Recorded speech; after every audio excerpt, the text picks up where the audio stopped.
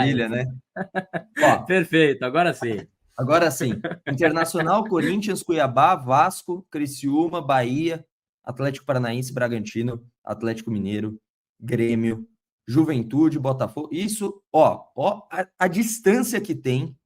Basicamente, São Paulo vai terminar o primeiro turno e já começar o segundo até o jogo contra o Nacional, né? Então tem muito tempo. São Paulo precisa pontuar o máximo possível aqui para você ter tranquilidade na reta final do campeonato, né? Internacional é jogo difícil, Corinthians é clássico, é jogo difícil. Aí você tem o Cuiabá, onde em casa é obrigação vencer. Todos os jogos em casa eu considero obrigação vitória, né?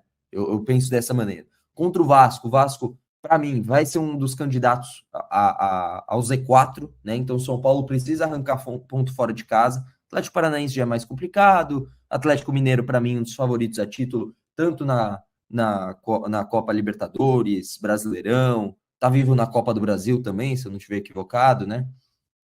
Então, para mim, ele é favoritaço. É um time que se ajeitou muito bem desde a chegada do Milito. Juventude é time para pegar ponto fora de casa. Botafogo em casa é um jogo complicado, mas é jogo em casa, tem que vencer. Então, assim, São Paulo ele vem apresentando bom futebol, ele vem apresentando evolução em desempenho dentro de campo, os jogadores indo muito bem. E agora é aproveitar essa sequência. A Copa América vai até aqui, mais ou menos, né? Se eu não estiver equivocado. Até o dia Exatamente, 17, o São exatamente. Paulo ele tá sem o Rafael.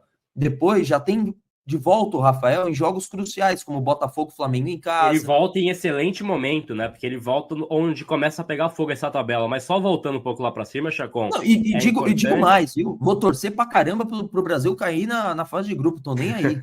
Tô nem aí. Volte o Rafael o quanto antes. Brasil que joga hoje, né? Contra os Estados Unidos, 8 horas da noite. E aí, para a gente trazer também nessa sequência, Chacon, a gente projetou o nosso debate, né? Que você teve fora aí, estava voltando do DM, nosso Chacon, nosso debate, mas a gente projetou e parece uma visão clubista, tá? Mas eu não acho que seja. Eu acho que o São Paulo, nessa sequência, vai conseguir pontuar bastante, porque a gente pegando jogo a jogo, para a gente fazer uma atividade rápida, jogo a jogo, né? Quem que o São Paulo vai enfrentar e assim, quantos pontos pode fazer. Inter e São Paulo, em situações normais, é um jogo complicado, mas pela situação que vive o Inter, né, fora de campo também, pelo ritmo que tá voltando, desempenho que não tá tão bacana, é um time que para mim o São Paulo tem totais condições, pelo bom momento também, de ir amanhã e pontuar, né, ganhar.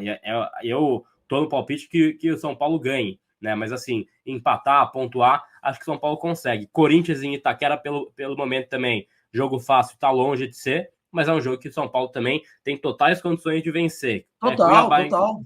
Cuiabá em casa, para mim, é obrigação, né? Não tem como pensar Sim. que vai brigar na parte de cima sem vencer o Cuiabá em casa. O Vasco no Rio também é um jogo difícil, mas também é um jogo que dá para vencer com boas condições. Né? Criciúma e Bahia em casa, para mim, o São Paulo precisa vencer também. Não que o Bahia é um time que é obrigação vencer, mas é um time que o São Paulo em casa tem que dominar. Eu acho que o jogo contra o Paranaense fora de casa é o jogo mais difícil dessa próxima sequência. Aí, claro, tem o Bragantino, que não é um jogo fácil e tudo mais, mas passa por isso. E o Inter é um time que é o que o Amarildo falou, tem jogadores principais aí nas seleções, né? Então, é um time que vai estar desfalcado também. Isso não é soberba, é um pensamento assim, pô, São Paulo e Cuiabá, você vai achar que então que é coerente dizer que o São Paulo pode perder pontos para o Cuiabá? Obviamente não Não. pode perder ponto para o É Cuiabá, o que eu falei, tem em que casa vencer. não pode pensar em empate. Em qualquer jogo. Qualquer jogo. Tem que. Em casa tem que ser. O São Paulo ele fez do Morumbi uma real fortaleza por muitos anos. Isso precisa voltar. O São Paulo precisa voltar a fazer do Morumbi um lugar imbatível. Entendeu? Não se espera. Ah, pode ir mal fora de casa, mas em casa não pode. O problema no passado é que também teve momentos em que foi mal em casa. São Paulo perdeu já essa temporada para o Fortaleza, mas era um outro momento. Depois disso, já voltou a conquistar pontos, já conseguiu manter um ritmo legal, dava para ter vencido o Palmeiras, Fluminense também foi pequena besteirinha, sabe? Pequenos detalhes que tiraram uma vitória contra o Fluminense, foi empate, né? Eu tô maluco, eu esqueci. Não, São Paulo venceu. Foi o... Eu tô pensando, do Palmeiras mesmo. Pô, Foi do empate com o Palmeiras mesmo. Fluminense, Eu tô falando merda. Tô falando merda. Foi contra o Palmeiras. São Paulo conquistou a vitória contra o Fluminense, é verdade. Chapei. Viajei aqui.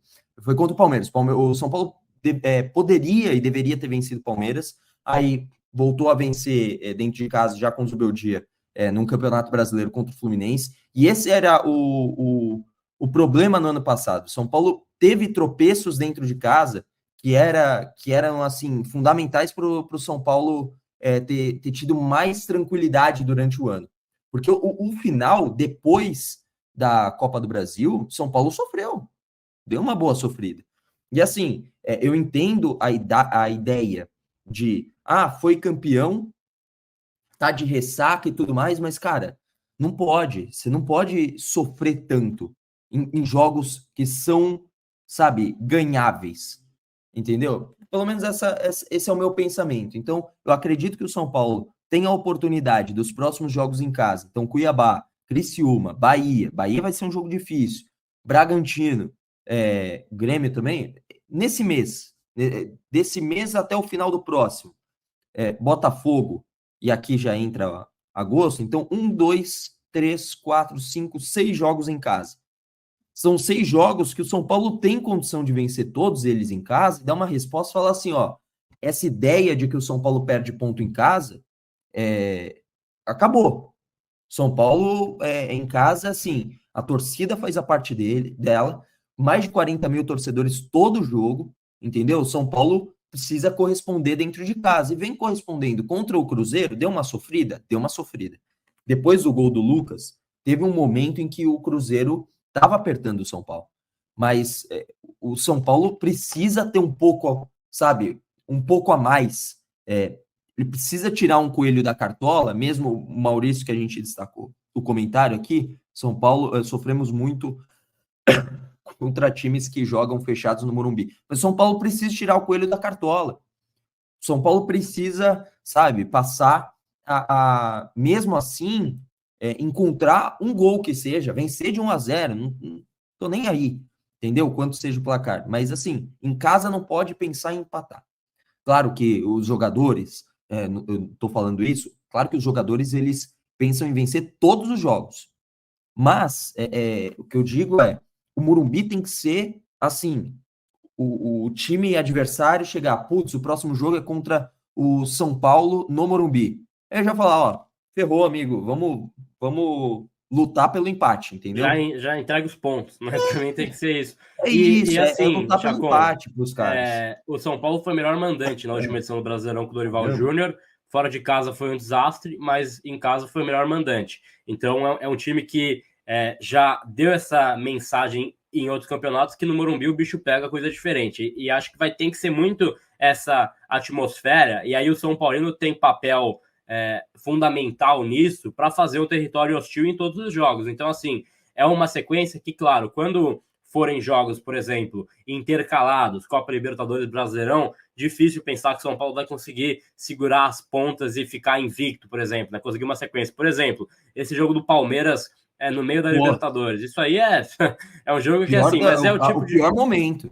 Exato, mas é o tipo de jogo que, pô, o São Paulo, caso queira brigar, né? E aí a gente tá falando de uma certa ilusão de pensar em título, mas acho que o São Paulo tem uma sequência agora, por ser atípico esse calendário de 15 jogos Brasileirão, que se focar, chega vivo pelo menos lá na frente. E aí a gente sabe que em muitas edições fica uma coisa de que muitos clubes parece que não querem ser campeões, né? Parece que fica deixando ponto na tabela por ali. Não houve, por exemplo, nesse começo de campeonato, um time no estilo Botafogo que disparou, embora seja o líder, né? Mas que tenha disparado aí com mais de 20 pontos de cara. Não tem, tá bem equilibrado, pau a pau. Para mim, o São Paulo tem totais condições de ser um time que briga, né? Até como diz o nosso Felipe Alves aí, troca a cueca jogando no Morumbi, que a coisa é diferente. Então, a frase que eu usei no jogo contra o Tajeres tem que ser predominante em casa, Chacon. Ô, Gabriel, só para falar aqui sobre essa sequência aqui, sinceramente, assim, todo jogo para mim é importante. Todo jogo é importante. Tem que entrar com vontade de massacrar o adversário, se possível. Entendeu? Mas contra o Palmeiras é minha menor preocupação. O meu ranking de prioridades. Aí eu falo Giovani e Chacon.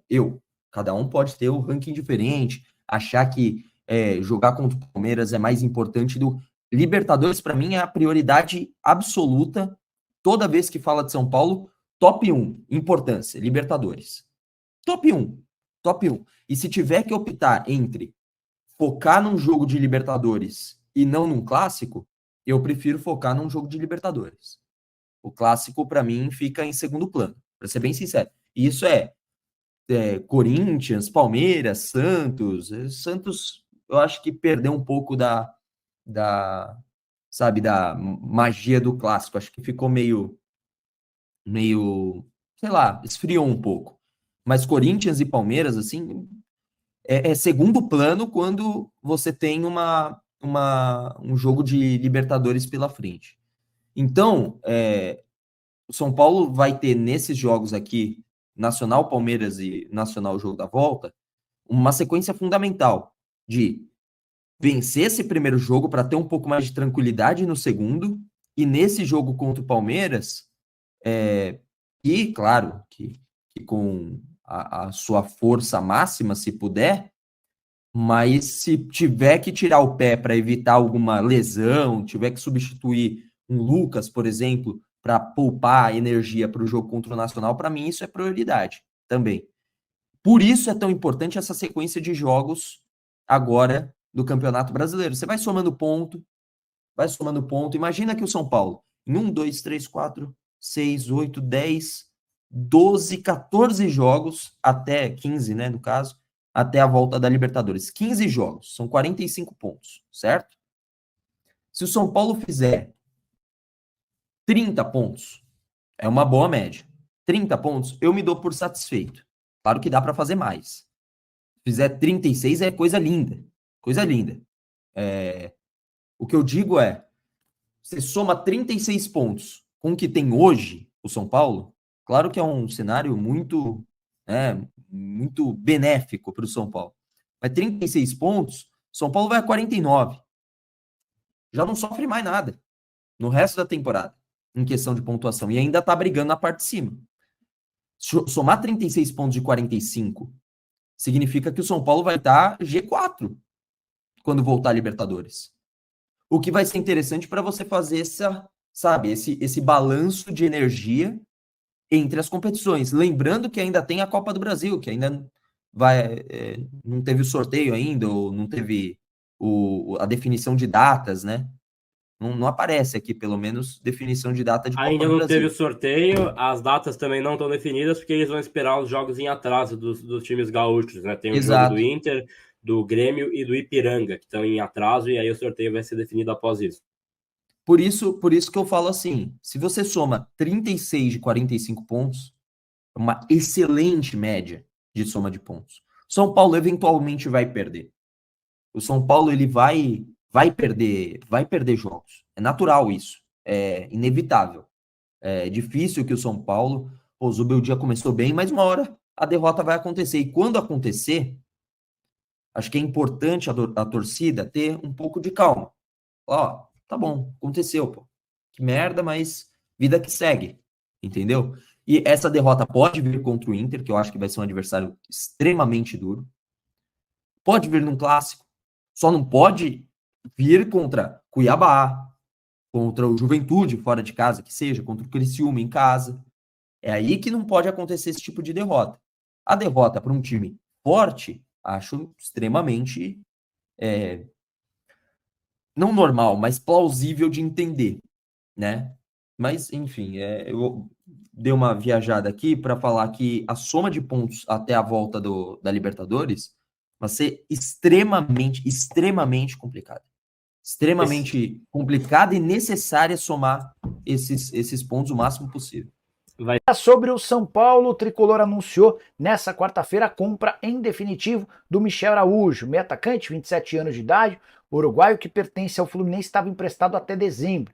O São Paulo se antecipou às condições ou às tratativas e fechou a compra em definitivo. O Tricolor conseguiu um desconto com uma dívida que o Fluminense tinha para com o São Paulo relacionada ao Hudson. A operação final entre São Paulo e Fluminense previa a compra do Michel Araújo por 2 milhões de dólares se uma série de metas fossem batidas, todas essas metas ligadas à condição de titular. Vale a lembrança de que o Fluminense teve lucro com o Michel Araújo, porque o comprou por 3 milhões e meio de reais e o vendeu por aproximadamente 10 milhões, ainda que tenha havido nessa dedução da dívida relacionada ao Hudson. Já o Michel Araújo, com a camisa do São Paulo, tem 69 partidas, com 4 gols e 5 assistências. Acho uma contratação interessante, levando em consideração o bom futebol do jogador pelo tricolor. Muito bem, Arnaldo. São Paulo, Internacional e São Paulo, jogo osso. São Paulo, naquela nossa conta de 2 pontos por rodada, o São Paulo ainda está devendo uns pontos, graças àquele começo muito ruim. Então, era bom que fizesse ponto fora de casa contra o Internacional. Não é fácil, é difícil. O Internacional também está focado no Campeonato Brasileiro, como todo mundo. E, a primeira informação, a primeira história para esse jogo é que teremos o trio, é isso? Trio escalado, Luciano, Lucas e Caleri? Pois é, né? Tudo bem, Tironi? Essa era a pedra cantada, né? Na última partida contra o Cruzeiro, Luciano suspenso fora, né? E o trio, com essa etapa de preparação, com o tempo de preparação, ficaria, de fato, junto nesse jogo contra o Inter. Então, Luciano, Lucas e Caleri, com Caleri já 100%, com o Luciano recuperado da suspensão e o Lucas também recuperado da lesão. Então, não tem motivo para não ter um dos três. A questão agora é tática. Como é que os três vão se comportar, né? Se o Lucas vai jogar mais aberto pela direita ou mais ou menos como o Nestor tem jogado pela esquerda. Talvez seja essa a pista que o Zubeldia deu. Lucas pela meia direita, Nestor pela meia esquerda e o Luciano atrás do Caleri como vinha jogando. Deve ser aí a composição do trio para o jogo contra o Inter em Criciúma. Você tem medo do 4-2-4? Eu acho que a presença de 2 volantes mais o Nestor, ele acaba não dividindo o time em 2 e configurando o 4-2-4. Eu temo o Lucas muito aberto, muito ilhado, sem conseguir ainda fazer esse papel que o Zubeldia imagina ele fazendo como o Nestor pelo lado esquerdo, né? Fechando pelo meio, atacando pelo lado, fechando pelo meio. É mais isso que eu temo, né? Um subaproveitamento do Lucas nessa composição. Mas eu acho que o Zubeldia tinha que tentar colocar os 3, porque o Luciano vinha bem, ficou suspenso. O Caleri agora está inteiro, o Lucas está inteiro, né? E agora ele teve um tempo para treinar o trio com uma nova formação, né? O São Paulo inicia um novo momento, até porque tem desfalques da Copa América, outras situações a partir desse jogo contra o Inter. Vamos ver, né? Essa é a grande questão do São Paulo desde sempre, até de antes da chegada do Zubeldia, né? Como jogar os 3 juntos. Ainda tinha o Rames, agora não tem mais Rames. E como jogar todo mundo, como é que ia ser jogar todo mundo, tal. Começando o jogo vai ser a primeira vez, então, mas teve tempo para treinar. O que tem que tentar. Também tô de acordo com você. Esse negócio vai ter que tentar. Desde a época do Dorival, é isso mesmo, né? O Dorival optou pelo Rato, com o Lucas no meio, Nestor na esquerda e Caleri na frente. Aliás, tem a volta do Rato. Pois eu ia falar disso. Poderia misturar as coisas, né? Mas o Rato volta depois de muito tempo, não joga desde aquele jogo com o Talheres lá na Argentina, volta nessa transição que o São Paulo tem feito com todos. Volta no banco. Deve participar alguns minutos. Então está liberado pelo departamento Rato. Então, por enquanto, o Luciano, em relação àquele quarteto do time do Dorival, ganha o lugar do Rato que vinha de lesão séria nesses últimos meses. Tá, então pensamos que na frente será Lucas na direita, Nestor da esquerda, na meia direita e na meia esquerda, Caleri como centroavante e Luciano atrás do centroavante. Essa é a formação ofensiva do São Paulo. Mas tem mais coisas a chegar aí também. Porque o Papai está machucado, só volta sei lá quando, contusão muito séria. O Bobadilla estava jogando no lugar dele. O Bobadilla não joga porque está na seleção do Paraguai. Aí é outra coisa também que não testada desde o começo, certo? Isso. Luiz Gustavo e Alisson. A gente sempre vem falando, né, Arnaldo, sobre o Luiz Gustavo, que ele é um bom jogador, um jogador importante, mas ele tem uma outra dinâmica, um outro time, uma outra velocidade, outro tipo de jogo e vai jogar ao lado do Alisson. Nessa é sempre o Alisson que tá testando caras do lado dele, né? O Pablo Maia, o Bobadilha, enfim, quem quer que seja. Vai jogar também pela primeira vez essa dupla de volantes. É isso aí. Eu acho que essa situação do Luiz Gustavo, até por exclusão e pelo tempo de preparação, seria ele o substituto. Porém, a minha preocupação não é nem esse jogo específico. Eu acho que o Luiz Gustavo casa com um adversário tipo Internacional em Criciúma, né? Quando o São Paulo também vai ser agredido. Eu acho que a dinâmica do Luiz Gustavo talvez ela não seja a ideal quando o São Paulo jogar em casa, tendo que propor jogo, né? Para esse jogo, eu acho ok. Nós estamos fazendo o time da frente para trás, né? Então, Isso. o Luiz Gustavo fazendo a dupla com o Alisson, a dupla de volantes. Também outra questão que também é uma meio novidade, vai? Exatamente.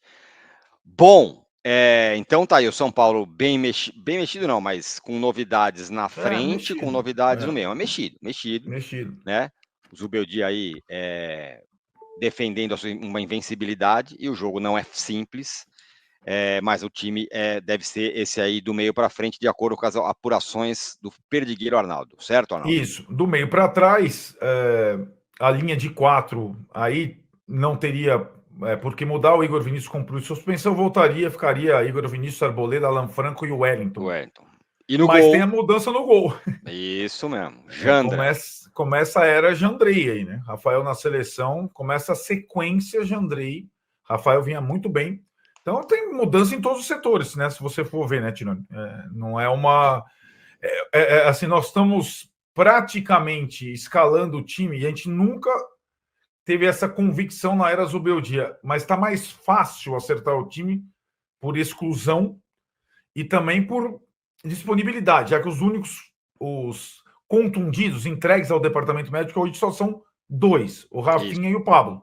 Então, talvez a gente tenha mais próximo de acertar o time dessa vez. Pois é, de qualquer forma, é um time mas um pouco diferente do que vinha jogando aí, lembrando, né, tá defendendo uma invencibilidade. Deu seu palpite aí na KTO, usando esse QR Code que tá na tela, usando o link que tá na descrição, e o cupom TRICOLOR, para você ter 20% de bônus no seu primeiro depósito. A KTO é nossa parceira aqui. Bom, outra preocupação, porque além desse jogo de quinta-feira, tem um clássico no fim de semana contra o Corinthians. Combalido o Corinthians, é verdade, em crise e tal, mas é o Corinthians em Itaquera. E o São Paulo, em toda a história, venceu uma única vez lá, a última vez, justamente com o Carpini, com o Corinthians completamente esmigalhado. E aí o São Paulo conseguiu a vitória. Então é um clássico importante e esse jogo aqui terá sequelas para lá, por 2 razões. A primeira, Arnaldo, o São Paulo vai jogar quinta, o Corinthians já jogou. Então vai ter muito mais descanso pela frente e preparação, isso é indiscutível, né? O jogo é domingo às 4 da tarde. O Corinthians tá muito desfalcado também, com gente suspensa, o Garro não joga, enfim, tem vários caras aí, o Corinthians também vai estar desfalcado. Porém, o São Paulo tem vários pendurados nesse jogo agora que podem ficar fora. Que eu me lembro aqui, Nestor, quem mais? Nestor, Alisson e Alan Franco, só isso. Alisson e Alan Franco talvez tenham sido os melhores jogadores do time, né? Exato. Então não é... E de novo, pendurados do meio para trás, né? Do meio para frente, o São Paulo tem muitas opções. Do meio para trás, menos. Lembrando que o Ferrarese também está na Copa América, né? Rafael, Ferrarese, Bobadilha e o Ramos Rodrigues. Mas esse trio preocupa, eu concordo plenamente com você. Primeira ponderação do intervalo muito pequeno entre um jogo e outro, né? Chega a ser quase um absurdo, lembrando que o Corinthians jogou na terça-feira. O Inter também vai jogar no domingo, às 4 horas em Salvador. O Inter também vai ter um intervalo pequeno, mas entre São Paulo e Corinthians esse intervalo desproporcional. E esses 3 jogadores pendurados, né? Sobretudo o Alisson, porque eu acho que o Alisson, sem o Pablo, sem o Bobadilha, passa a ser um jogador fundamental. Lembrando que a arbitragem São Paulo e Inter é do Braulio da Silva Machado, certo? Ele que mesmo. Às vezes tem uma arbitragem serena e às vezes tem arbitragens caóticas. Não dá para muito a gente sacar qual que é o Braulio da vez. Muito bem, na final da Copa do Brasil foi uma arbitragem serena e o São Paulo foi campeão. Então, Braulio da Silva Machado apita. Bom, o que mais? Público. Recebo informações de que a parte de visitantes já teve os ingressos esgotados. Então vai ter torcida do São Paulo lá. Deve ter casa cheia, cara, porque, bom, primeiro São Paulo não vai há muito tempo a Criciúma. Inter também não. O Inter tem torcida na região. São Paulo e Inter são torcidas próximas. Não é só o setor visitante, deve ter um setor neutro, que é da cidade de Criciúma, digamos assim, e que tem muito São Paulino que vai estar lá no meio, né? Então vai ter bastante torcedor de São Paulo. O Inter não vem jogando em sede fixa, né? Ele vem sendo itinerante. Dessa vez vai jogar em Criciúma e eu acho que vai estar razoavelmente dividido. O torcedor de São Paulo vai se fazer presente, sim, lá no Heriberto Rios. O jogo é osso, né? Tá com expectativa depois de bastante tempo treinando? Cara, eu tô com expectativa de resultado nessa semana, cara. Eu acho que são 2 partidas dificílimas. Mas agora teve descanso, né? Agora a galera tá... sim, mas descanso para jogar 2 como visitante. Porque eu lembro que o último jogo do São Paulo, o time saiu contra o Cruzeiro, o time tava morto em campo. É verdade. Tava todo mundo muito cansado. Exato, essa questão da recuperação física é até maior para mim do que a do treino, sabe? Acho que da recuperação física do time, eu acho muito importante. E acho que teve um período suficiente de descanso e recuperação. Pelo menos o DM praticamente esvaziou, né, Tino? Muito bem. Tem Internacional contra São Paulo, Campeonato Brasileiro, rodada 9, né? Rodada 8 ainda. O São Paulo tem 7 partidas. Rodada 8. O São Paulo não tem jogo atrasado. Quer dizer, tem esse jogo, né, que foi adiado lá por conta da crise climática. Vai ficar no mesmo número de jogos que os outros. E se o São Paulo vencer, o que não vai ser fácil, o São Paulo pula ali para as primeiras posições. Já está em 4º lugar, pula ali, continua na briga.